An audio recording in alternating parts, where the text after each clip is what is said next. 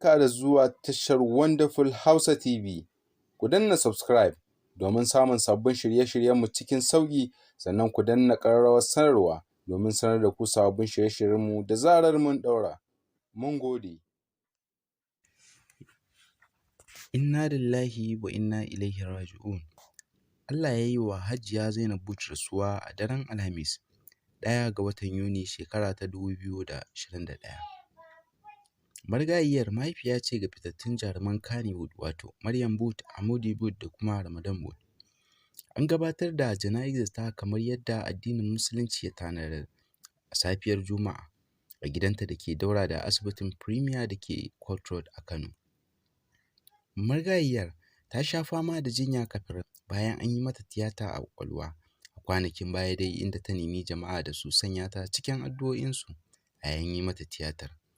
Muna fatan Allah ya ji kanta da rahama ya kuma kyauta makwanci, mu kuma idan tamu ta zo Allah ya sa mu cika da imani.